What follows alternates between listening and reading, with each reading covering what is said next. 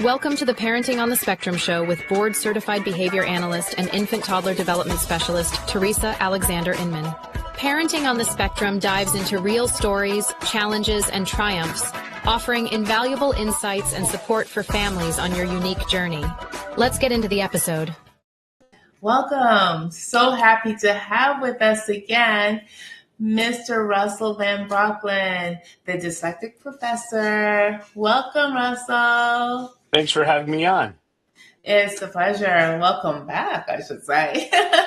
Oh, yeah, the first two episodes were a lot of fun. Yes, I thoroughly enjoyed them myself. So today we're going to talk about context. Yes, so before we talked about how to get your child to write, a basic sentence.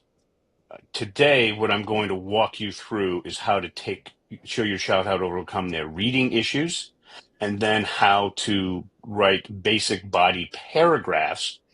And we're going to show you how to do one. If you can do one, you can do three. Ask the teacher to do the thesis statement and the conclusion. Then you have a basic 5-paragraph essay. This is only going to be a C to B- level, but from there, the gen ed teachers can start to do their job. That's what they tell me at major dyslexia conferences. Okay, awesome, exciting. So let me review first what the model is for parents. First off, number one, you have to pick a book in the child's speciality, their area of extreme interest and ability. How you do that, it's a Saturday morning. You say you can do whatever you want. What would it be? That's their speciality. You go to Audible, pick out an audio book that they really like, that has a narrator that they like, and then why do we do the audio book first? If you get an audio book, then you can get a real book. It's not always the vice versa. Then what we do is we don't teach your dyslexic child from the general to the specific. We teach the child from the specific to the general. And as we went over the research from Yale the last few episodes, we focus on word analysis followed by articulation, because the front part of our brains are 2.5 times overactive, and that's what we use. So to begin with, parents come to me and they say, how do I get my child how do we get them to read? And what I'm going to tell parents, as I repeated before, here's a thing that I found about reading. We don't teach reading, we teach writing. Remember, we're supposed to read in information, process it into a value-added form, and then write it out.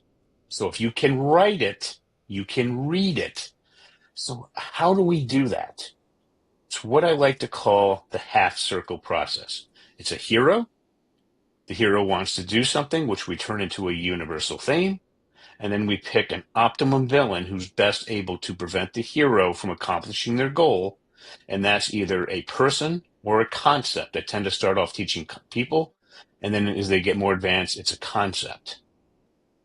All right, so let's try to pick an example. So I want you to think of a student that you've worked with, probably in middle school, advanced elementary, middle school, or early high school, who was very bright, highly motivated, and really knew what they really were good at.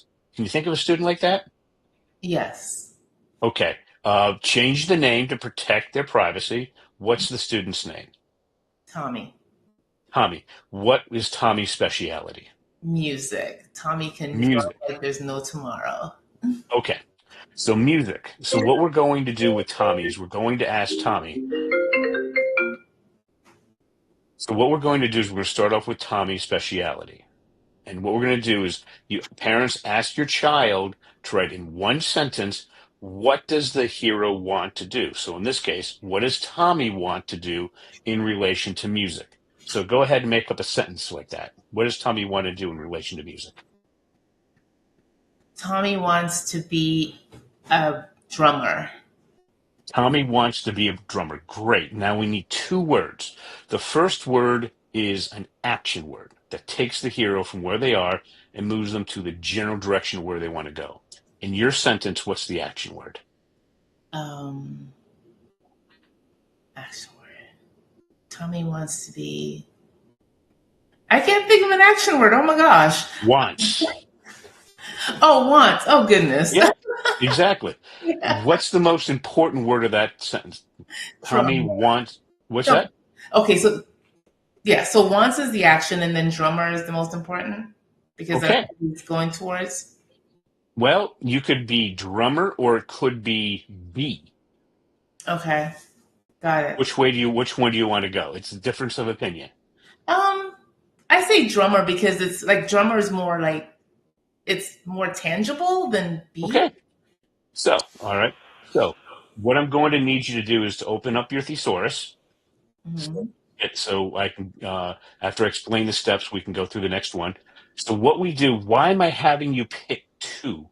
Because remember, the front part of the dyslexic brain is 2.5 times overactive. It's word analysis followed by articulation. By adding an action word and the most important word, that's a form of word analysis. Mm. It really gets the dyslexic to start to think. All right. And sometimes, normally we go with the most important word. Sometimes it's the action word is better, but it really starts focusing you to think. So our drummer is what I call our pre-universal thing. So what I need you to do is to type in drummer into the thesaurus and tell me what we're looking at here. Pick the first 5 synonyms. Oh goodness, my thing is not on. Give me a moment. So just so your audience understand Yeah. what's going on. Typically, the pre-universal theme is very broad. So when we put things into the thesaurus, what we're looking for is a much more specific word. All right, a much more specific word that matches what's in the student's head. And that's going to be different for everybody. And what happens in class, where essentially what we're going to simulate is a college to even graduate level discussion, is once a dyslexic student goes through this, they can say, I think the best post universal theme is this. Another student will say, well, it's this, and they can argue politely back and forth. And that's where genuine learning occurs. That make sense? Yes, yes, it Okay. does.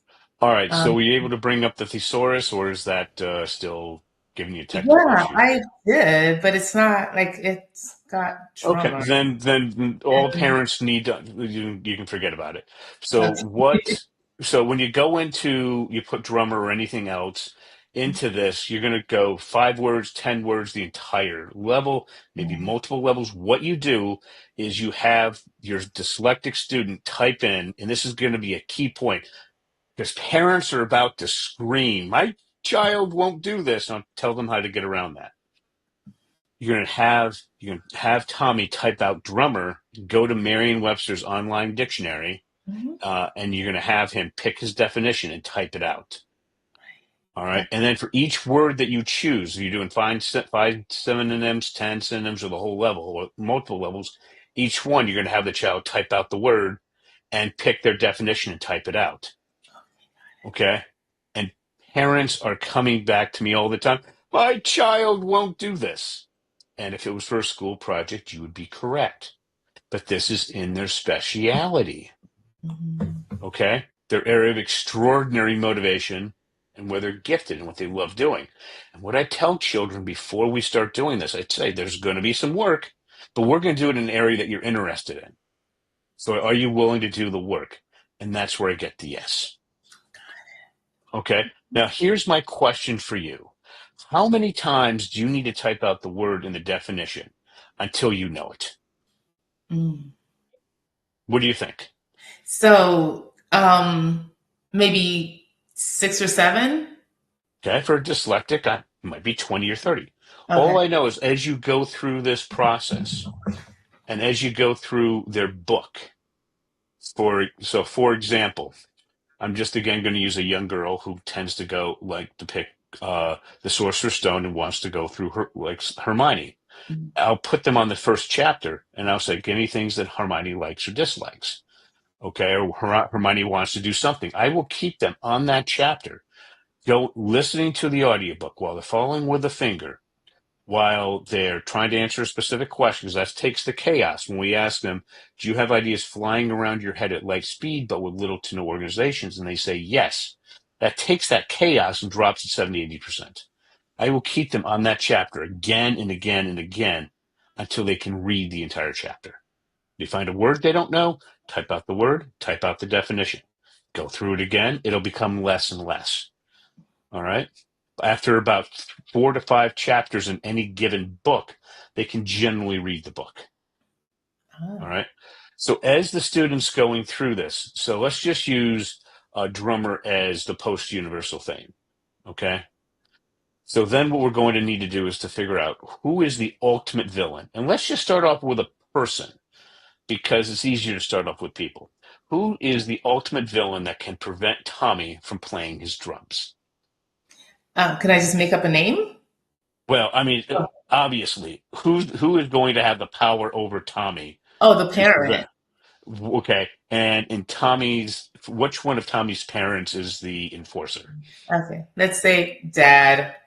Dad. Okay, so we're going to just put down Dad. Okay. Okay, so we got Tommy plus sign playing drums plus sign Dad. So what we need to do is we need to add some words. The plus signs are the default writing strategy of visualization, Professor James Collins' strategies for struggling writers. It means we probably need to add words, subtract words, or move words around. So go ahead and add some words to replace the plus sign so we have a basic sentence. Okay, so Tommy plus sign drummer, right? Yep. Okay, so Tommy likes or Tommy wants to be a drummer? Or no, we're deciding one word, aren't we?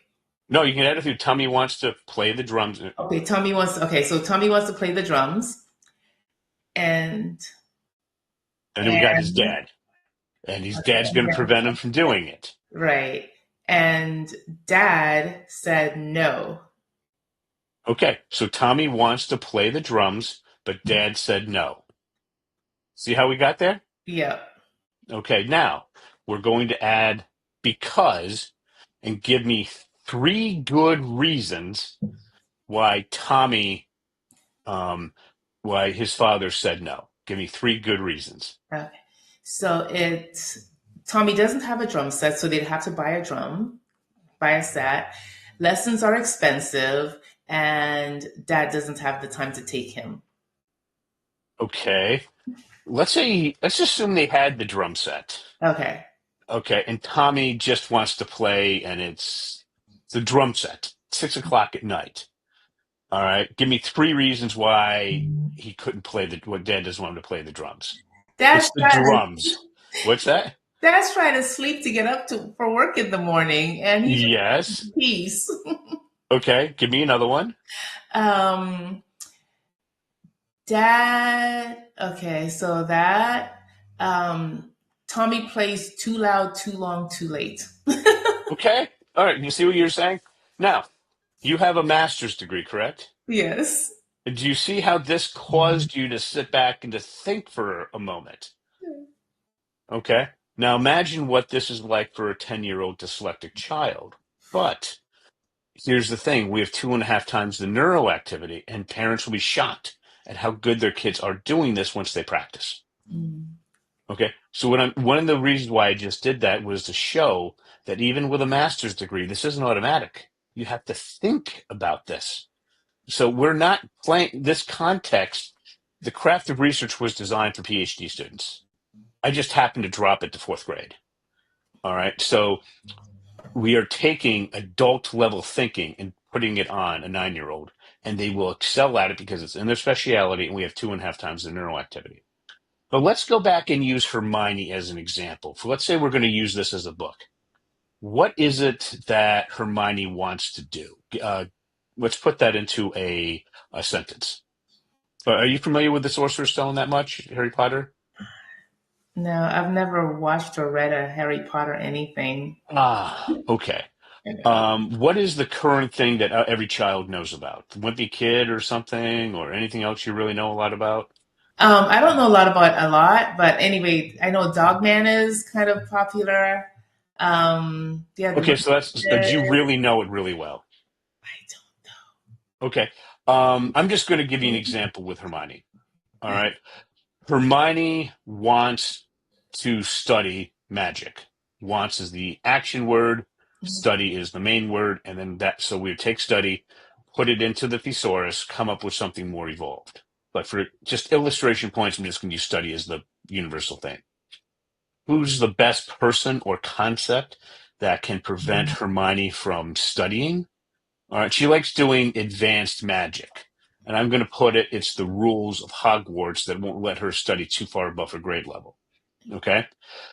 So the sentence would be Hermione wants to study advanced magic, but Hogwarts prevents her from going too far above her grade level. Because, what are three good reasons? They don't want a young witch to do spells that are too advanced. They want her to learn at a consistent pace. And number three, they don't want her encouraging other less able students to try dangerous things that they're not prepared for. So what we would do in that case is each one of those reasons we would turn into a simple universal thing, a one-word simple universal thing. Why?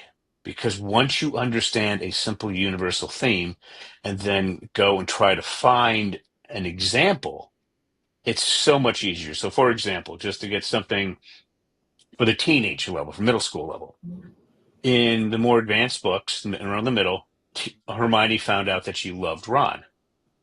So we use the word love. And then we have the student go through each sentence until they find one where it deals with Hermione and love. For the more evolved students, I would go through and have them find multiple sentences. I've had super motivated kids re-go through the entire book each time to find as many universal themed sentences that they could, and then we would decide which way they want to go. All right. So we would find a sentence for each of those reasons by taking each reason, turning into a universal thing. Then what we would do, now that we have our sentence, we answer these questions: who, what, when, where, how, why. And yes, I put why at the end because that's typically the most important. Sometimes how is the most important, or one of the other ones, but generally it's why. But just like when we did the action word and the most important word typically being the one we go with, we analyze it because, again, it's going back to word analysis. And then we articulate after word analysis. I throw that in as much as I can to take advantage of that massive overactivity in the front part of the dyslexic brain as much as possible. All right, so once we go ahead and we do that, now what I do is we create what I like to call the mess. We take the quote, plus sign the answers to who, plus sign what, plus sign where, plus sign how. We answer all the questions separated by plus signs. Then I ask the dyslexic student to reorganize it in a way so it's more organized. Then I ask them a question that literally makes them laugh half the time. I say, remove the plus signs from your head, read it out loud. Does that sound generally correct? They're going to say, no, not even close. So then I would say, fix it. So remember what we did before. We were telling them how to fix a sentence that didn't sound correct to add the letter S, and they fixed it. Now they're going through sentence by sentence, moving it around, and let the kid go. Let them do this however they want to do it. It will be completely unique per child. Once they get done, have them read it out loud again to you. Say, does it sound generally correct? Once they say yes, then you might point out a few things that are a mess. Okay. The main thing what you want is to make sure the spelling is correct, and that if there's anything really nasty, you want that gone. You do that for each paragraph. Now, once you do that, you can take those paragraphs, have the teacher do a thesis statement, a conclusion, and then you probably got your C to B minus level essay. All right. Now, as your kid is going through this, like I showed before, if they're making mistakes, have them keep repeating it until they get it right. And honestly, once they do that, it'll just help out tremendously. Let me give you an example. Kimberly, she gave me permission to tell about her son Reed. She started working with me in late December of 2024. In May of 2025, she had independent corroboration that his reading was at grade level. I wasn't teaching reading. I was going through this process. If you can write it, you can read it. Now, how do we get ready for the next episode when we deal with a problem? This was very basic, very basic. When we move on to the problem, I designed that for 8th grade. But honestly, the paragraph has gotten quite advanced, and it's good enough to get students to pass their high school English writing test. I didn't say get an A. I said it allowed them to pass, and also to pass the first 2 years of a community college for English 101 and 102. Why? Because a lot of your children aren't going to be really, their brains aren't really designed for your typical college education. These kids are brilliant in auto mechanics. They're brilliant in electrician, just head and hands, advanced manufacturing. And they need to get past English 101, 102. That's what the problem statement is designed for. But how do we get ready for that? What we have to do is, I'm going to give you two options. One is where the student is going to be doing a lot of the work. The second one is AI is going to be assisting. So what we do is I take those three body paragraphs and we start, if we're having the human do it, we have the quote, the answers to who, what, when, where, how, why, plus sign, quote, same thing, plus sign, quote. And then what you do for the human doing it is you start looking at that and say, what's the fluff? What's essential? And you start just chopping it out, stopping things that aren't needed until you get down to a medium to long sentence, because the human brain can only deal with a medium to long sentence. If you're having trouble with this, you can have the AI help out per the parents' or teacher's discretion. If you're having the AI help it out, what I do is I'll say, I put the three paragraphs together and I'll say, look at what the hero wants to do and keep the core, get rid of the fluff, reduce this by about half. And I do that until you get down to about 3 lines, because artificial intelligence can take 3 lines, 3 sentences. Sorry, 3 sentences. Mm-hmm. For either one, the next thing you want to do is to create a problem statement. But that's where we'll pick up from the next episode. Okay, awesome. That sounds relatively simple to do. It's taken me over 20 years to make it that simple. Wow, labor of love. It's where this came from is my original, as I mentioned before, my original project was funded by the New York State Senate, and we took highly motivated, highly intelligent, college-bound, dyslexic juniors and seniors with excellent family support, the ideal. And we put them in a specialized school, one class period, a specialized class in a public school, 1 period a day for the school year. They increased from the middle school writing to average of entering graduate school students. Some of them scored in the 70th percentile, well above average. And the university professor said, I don't care. I want the craft of research. So I had to take context and literally drop it to 9-year-olds. And that's simple. Now think about that process. You have your child go through that half circle program, that process, until they can read their book. Remember, parents, I know I can just sense it through time and space. My child won't do the work. And if it was The Lord of the Flies and they didn't like the book, you're correct. But if you find a book that's in their speciality and they know that this is here to help them, remember, you ask them that question. In your speciality, what you're really good at, what you really love, you have ideas flying around your head at light speed, but with little to no organization? Yes. Hey, this is how we force your brain to organize itself by using writing as a measurable output. Now, do you want to do it this way, never correct the problem, or do it the really unfun way? And that's called Orton-Gillingham, which, by the way, unless if you're really wealthy, you'd probably have to sell your house to pay for it. And that's not a joke. That's 70, 80 grand a year for 4 to 5 years. Wow. And you've simplified it to where it costs. And how much did you say it cost before? Oh, the original program? That cost New York State less than $900 a kid. Wow. That is phenomenal. According to the New York Times, my best competition at that point was Landmark College. And in that time period, we were 3x as effective for less than 1% of the cost. This program, what I just described, took Reed about 5 months. Okay? It's a lot of work. It seems simple, but you have to practice until it's unconscious competence, like tying your shoe. Yes. You just know it. And it's a lot of the repetition is extraordinary. But it's something once you get your child used to doing this, especially going through like the half circle process, you can just get them started and tell them when to end. For parents, here's what I really want parents to understand. Parents say, well, the school can do it better than I can. No, they can't, because the school is going to make your child well-rounded outside their area, their speciality. I found that once you step outside of that, the most motivated kid in the world, you're down 50%. Mm. For a typical kid, you're down 75, 80%. Then the school teaches from the general to the specific. It's like a dyslexic trying to grab fog. Mm. When we do specific to the general, we have a starting point, and then we know logically it's next step, next step, next step. It forces the brain to organize itself by using writing as measurable output. Mm. So that's two strikes. And their school is certainly not doing word analysis followed by articulation.